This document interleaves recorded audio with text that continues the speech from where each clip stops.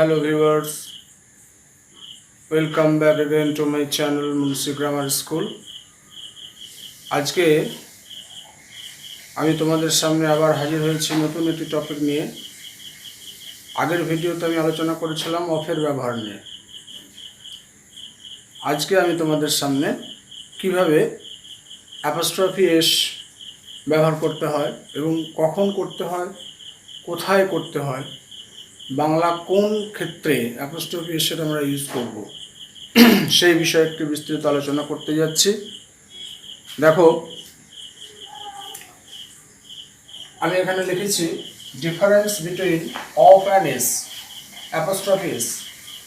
তো apostrophe S মানে হচ্ছে র বা এর, অফের মানে হচ্ছে র বা এর। এবার এরা কে কোথায় বসে?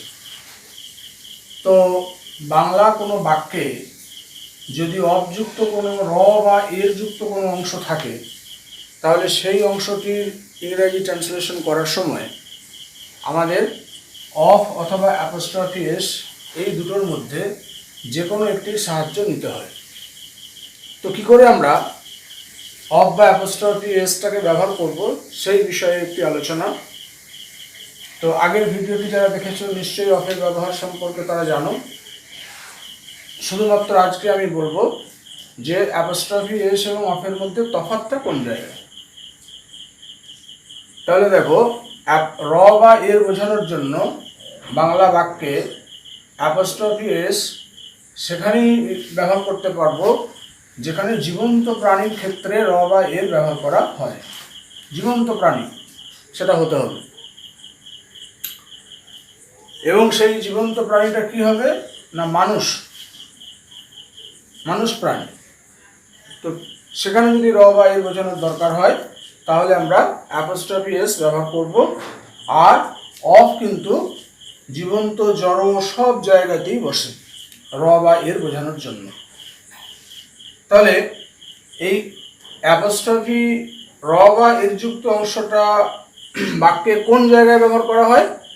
সাধারণত এটা হয় সাবজেক্ট অথবা হয় অবজেক্ট হবে। তো সাবজেক্টের জায়গায় র বা এর যুক্ত অংশ থাকতে পারে অথবা অবজেক্টের জায়গায় র বা এর যুক্ত অংশ থাকতে পারে। এবং অফের আগে পরে একটা বিশেষ ব্যাপার রয়েছে, অফের আগে এবং পরে সবসময় কিন্তু নাউন বসে। এবং অ্যাপোস্ট্রফি এসও যেখানে আমরা ব্যবহার করব তারও মানে প্রথম শব্দটি এবং দ্বিতীয় শব্দটি সেটাও কিন্তু দুটোই নাউন হয়। তো অ্যাপোস্ট্রফি এসের ব্যবহারটা কীরকম আমরা করব?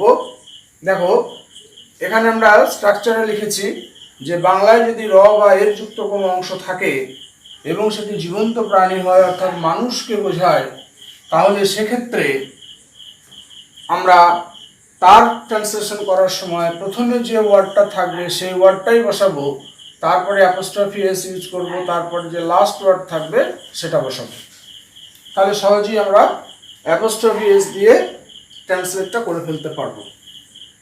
কিন্তু এখানে দেখো তার ডিফারেন্সটা কি, পার্থক্যটা। যদি সেই অযুক্ত অংশটা যদি আমি অফ দিয়ে করতে চাই তাহলে এর উল্টোটা করতে হবে। লাস্ট ওয়ার্ডটা প্রথমে বসবে 1 নম্বরে, তারপরে অফ হবে এবং তারপরে ফার্স্ট ওয়ার্ডটা শেষে বসবে। তাহলে কি বুঝলাম না, র বা এর যুক্ত অংশের যদি আমরা অ্যাপোস্ট্রফি এস দিয়ে করি তাহলে first word plus apostrophe s plus last word, এবং যদি অফ দিয়ে করি তাহলে last word plus of plus first word. এই টেকনিকটা অবলম্বন করে আমরা সহজেই সেই র বা এর যুক্ত অংশটির ট্রান্সলেট করে নিতে পারবো। তাহলে আমরা নিশ্চয়ই এটা বুঝতে পেরেছি। আর এখানে দেখো ইম্পর্টেন্ট নোট লেখা, সেটা আমি বলেই দিয়েছি অলরেডি, যে এই অংশটির ট্রান্সলেশন যখন আমরা করব সেই ট্রান্সলেশন করার সময় আমাদের একটি জিনিস অবশ্যই মাথায় রাখতে হবে, যে যদি এটা জীবন্ত প্রাণী হয় তাহলে অ্যাপোস্ট্রফি এস, এবং সেই জীবন্ত প্রাণীর ক্ষেত্রে আমরা অফ ইউজ করতে পারবো। আর জড় জীবন্ত উভয় ক্ষেত্রেই কিন্তু অফ ইউজ করা যাবে। কিন্তু কিছু কিছু ক্ষেত্রে জড়বস্তুর ক্ষেত্রে কিন্তু অ্যাপোস্ট্রফি এস বসে না, কিন্তু কিছু কিছু ক্ষেত্রে ব্যতিক্রম রয়েছে। সেই ব্যতিক্রমটি দেখো, আমি এখানে দুটো এক্সাম্পল দিয়েছি। একটি হচ্ছে, যেমন হচ্ছে একদিনের ভ্রমণ, অর্থাৎ এ ডেজ আউটিং। তাহলে এক্ষেত্রে ডেটা কিন্তু জড়বস্তু, অর্থাৎ এখানে অ্যাপোস্ট্রফি এস হচ্ছে, এটা ব্যতিক্রম। এক মাসের ছুটি, এ মান্থ লিভ। এরকম কিছু কিছু ক্ষেত্রে জড়বস্তুর ক্ষেত্রে অ্যাপোস্ট্রফি এস হয়, কিন্তু মূল সূত্র হচ্ছে যে সাধারণত জীবন্ত প্রাণীদের ক্ষেত্রেই অ্যাপোস্ট্রফি এস বসে, এবং সেটা মানুষ প্রাণীর ক্ষেত্রেই অ্যাপ্রোপ্রিয়েট। তো কতগুলো মানে অ্যাপোস্ট্রফি এস দিয়ে কতগুলো শব্দ আমি এখানে অবযুক্ত অংশ এখানে দিচ্ছি, তোমরা ভালো করে খেয়াল করো। দেখো, রামের বোন, তাহলে এটা কি হবে না, আমি বলেছি যার শেষে অ্যাপোস্ট্রফি এস, তার শেষেই হচ্ছে, যার শেষে র বা এর, তার শেষেই অ্যাপোস্ট্রফি এস। তাহলে রাম, আর রামের পরে র বা এর আছে, তাহলে রামস হলো সিস্টার, তারপরে যে সেটা আছে সেটা বসে যাবে, তাহলে রামস সিস্টার। তারপরে যেটা বলতে চাইছি, এটাই যদি আমি অফ দিয়ে করতে চাই, তাহলে এখানে ফর্মুলা কি আছে, লাস্ট ওয়ার্ড। তাহলে লাস্ট ওয়ার্ড কি, সিস্টার, তাহলে সিস্টার অফ। আর ফার্স্ট ওয়ার্ড কি আছে, রাম, তাহলে এটাও কিন্তু রামের বোন। তাহলে একই বাংলাটা এক, কিন্তু ইংরেজিতে আমি দুরকম করে লিখতে পারবো, যদি এটা আমি জানি। এইবার যদি এটাকে পুরো সেন্টেন্স আমরা লিখি, যে রামের বোন একজন বুদ্ধিমতী মেয়ে, তাহলে তখন কি হবে, Ram's sister is an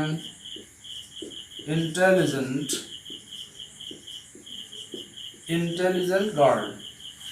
রামস sister is an intelligent girl.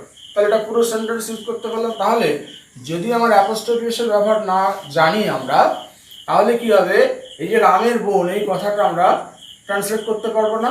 তার ফলে এই ধরনের র বা এর যুক্ত যে বাক্যগুলি বাংলায় রয়েছে, তার যদি ইংরেজি করতে হয়, তাহলে কিন্তু আমরা সেটা করতে পারবো না। অতএব এটা কিন্তু স্পোকেন ইংলিশে আমাদের খুবই কাজে লাগবে, এবং ইংরেজিতে যত প্যাসেজ আমরা পড়বো, যত সিন আনসিন পড়বো, সেখানে প্রতিটা ক্ষেত্রে দেখব যে অ্যাপোস্ট্রফি এস আর অফের ব্যবহারটা প্রচুর পরিমাণে রয়েছে।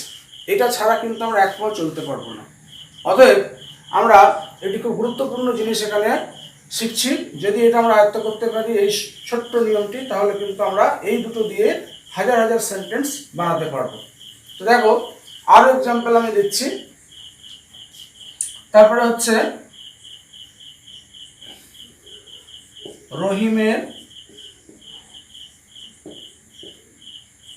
রহিমের মা, তাহলে এটা কি হবে, রহিমস মাদার। কারণ আমি বলেছি যার শেষে বা তার শেষে অ্যাপোস্ট্রফি এস, এটা হলো। আবার এটাকে যদি আমি অফ দিয়ে করি, তাহলে last word plus of plus first word, এই ফর্মুলা যদি চাই, তাহলে লাস্ট ওয়ার্ড মাদার হলো, তারপরে অফ, তারপরে রহিম বসে গেল। তাহলে এইভাবে করতে পারবো। তাহলে রহিমের মা আমাদেরকে খুব ভালোবাসেন, তাহলে তখন কি হবে, Rahim's mother loves us very much. অথবা Rahim's mother is respected by everyone in this locality.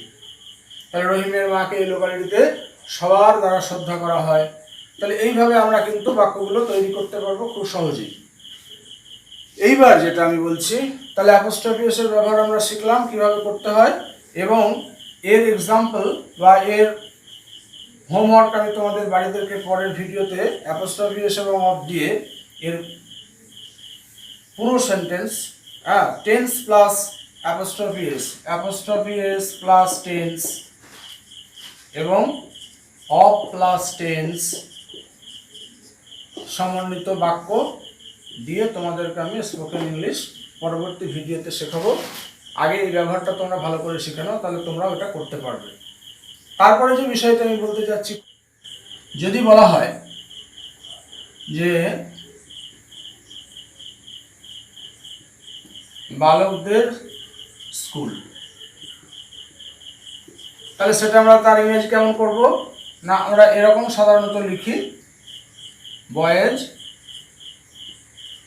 School. এইবার এখানে কিন্তু এই যে বয়েজ স্কুল, এটা সম্পূর্ণ ইনকারেক্ট একটি ট্রান্সলেশন, এইটা লিখলে কিন্তু কেটে দেওয়া হবে। তাহলে কি কি করলে ঠিক হবে? অনেকে আমরা করি কি, অ্যাপোস্ট্রফিটা এখানে লাগে, কিন্তু এখানে আছে কি বালকদের স্কুল, এটার মানে হয়ে গেল কি বালকের স্কুল, অর্থাৎ একটি ছেলের স্কুল। তাহলে এটাকে কারেক্ট করতে গেলে আমাদের কি করতে হবে? তো এখানে একটা সুন্দর পদ্ধতির কথা আমি বলছি, তোমরা ভালো করে শোনো মন দিয়ে। দেখো, যখন কোনো ইংরাজি কোনো নাউনকে যখন আমরা বহুবচন করি, প্লুরাল করি, সেই প্লুরাল করার সময় যদি দেখি যে এস বা ইএস দিয়ে তাকে বহুবচন করা যাচ্ছে, এরকম যদি কোনো শব্দ থাকে এবং সেখানে র বা এর বোঝানোর প্রয়োজন হয়ে পড়ছে, সেক্ষেত্রে তখন পুরো অ্যাপোস্ট্রফি এসটা আর বসানোর প্রয়োজন পড়ে না। ওই অংশটির ক্ষেত্রে র বা এর বোঝানোর জন্য সেই নাউনটিকে বহুবচন করার জন্য যে এস বা ইএসটি এসেছে, তার মাথার উপরে বাইরের দিকে একটি অ্যাপোস্ট্রফি বসালেই র বা এর বোঝাবে। অর্থাৎ বয়েজ স্কুল যদি আমরা লিখতে যাই বা বোঝাতে চাই, তাহলে আমাকে ঠিক এই ফরমেশনটা তৈরি করতে হবে, বয়েজ স্কুল, অর্থাৎ এসের মাথার উপরে জাস্ট একটা অ্যাপোস্ট্রফি বসালেই র বা এর বোঝাবে। এটার মানে হচ্ছে র বা এর, অর্থাৎ হয়ে গেল কি বালকদের স্কুল। তো এইভাবে গার্লস স্কুল যদি আমরা লিখি, তাহলে কি হবে?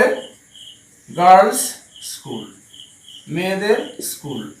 এইভাবে যদি আমরা লিখি মাদার্স ডে, অর্থাৎ মাতৃদিবস, মাদার্স ডে, এখানেও বহুবচন করার জন্য কি হচ্ছে না এস এসেছে, অর্থাৎ নতুন করে এই অ্যাপোস্ট্রফি এস নেওয়ার প্রয়োজন পড়বে না, জাস্ট একটা অ্যাপোস্ট্রফি নিলেই হয়ে যাবে মাদার্স ডে, মাতৃদিবস। তারপরে হচ্ছে টিচার্স অ্যাসোসিয়েশন, দেখো টিচার দি এস, শিক্ষকদের সংগঠন, অ্যাসোসিয়েশন ASSO, অ্যাসোসিয়েশন।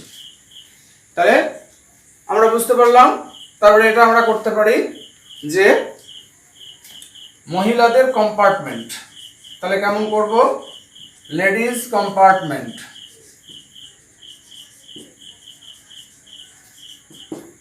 তাহলে দেখো এখানেও আইএস যোগ হয়েছে, এস হয়েছে, তার জন্য এখানে অ্যাপোস্ট্রফিটা এসের মাথার উপরে বাইরের দিকে বসিয়েছি, তাহলে লেডিজ কম্পার্টমেন্ট, মহিলাদের কম্পার্টমেন্ট। তাহলে আমরা বুঝতে পারলাম নিশ্চয়ই।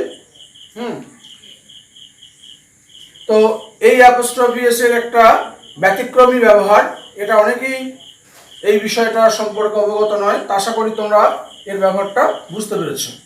কিন্তু এবার এর একটা বিপরীত ব্যাপারও আছে, সেটা হচ্ছে যে যদি কোনো নাউনকে বহুবচন করার পরে দেখা গেল কোনো নাউন বহুবচন করার পর সেখানে এস আসছে না, এস ছাড়াই সেটা বহুবচন হচ্ছে, এরকম নাউনও তো হতে পারে। তো সেক্ষেত্রে কি করব? যেমন হচ্ছে শিশুদের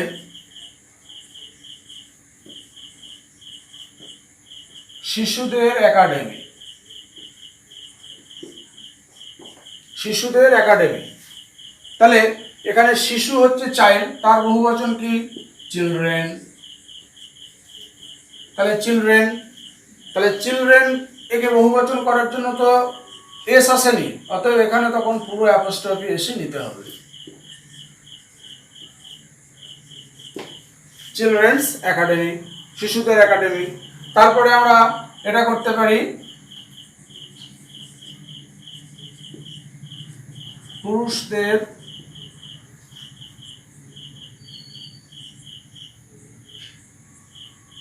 পোশাক, তাহলে কি করব, মেন, মেন্স, দেখো মেন, ম্যানকে বহুবচন করলে মেন, এখানেও এস আসছে না, তার জন্য আমাকে পুরো অ্যাপোস্ট্রফি এস নেই, কিন্তু এখানে করতে হবে মেন্স গার্মেন্টস, পুরুষদের পোশাক। তো এগুলো তাহলে দেখো, যখন মানে বহুবচন করার পরে এস আসবে না তখন পুরো অ্যাপোস্ট্রফি এস নিতে হবে, কিন্তু যখন বহুবচন করার জন্য আমরা এস পাবো সেক্ষেত্রে সেখানে র বা এর বোঝানোর জন্য এসের ওই বহুবচনের জন্য যে এসটি এসেছে তার মাথার উপরে বাইরের দিকে একটা অ্যাপোস্ট্রফি ব্যবহার করলেই র বা এর বোঝাবে। এইভাবে আমরা ওই বাংলা র বা এর যুক্ত অংশটির ইংরাজি ট্রান্সলেশন করতে পারবো খুব সহজেই, without any confusion. So I hope you understand this kind of techniques.